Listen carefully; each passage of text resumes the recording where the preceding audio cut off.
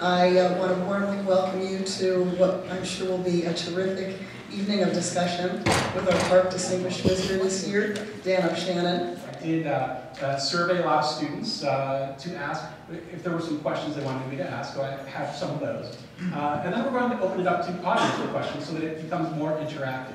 We just don't want it to be the Dan and Jack show, and who am I kidding, it'll be the Dan show, but we want everybody to be involved. Well, this is the Park Distinguished Visitor Series, and each year we get to bring in a professional in the communications industry, and we were fortunate enough to bring Dan O'Shannon for 3 days.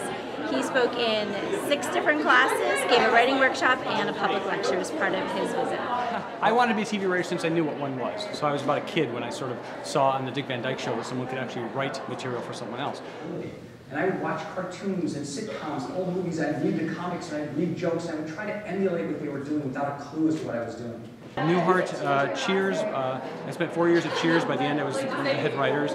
I did 5 years on Frasier, of course Modern Family, a lot of shows, Suddenly Susan, King of Queens, some dramas and sci-fi. I've done some animated shorts, I wrote a book. That's about it.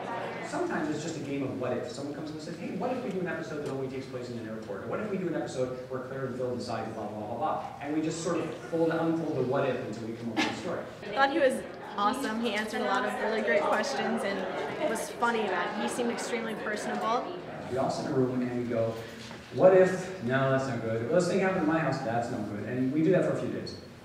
And we look at the walls and we wish we were dead. And then eventually someone says something that might be an episode, and we talk about it for a while. It takes us about, sometimes 2 weeks, 3 weeks sometimes, to think of an episode of Modern Family. Because we have so many characters to service, and we have 3 separate stories, and they interweave half the time. And it's a very, very grueling process. Yeah. As an aspiring TV writer and director, it's definitely a big thing that someone who's had experience like that came into school, especially since Cheers and Frasier are 2 of my favorite comedies of all time. So it was definitely something. I think be aware of why it is you want to do it.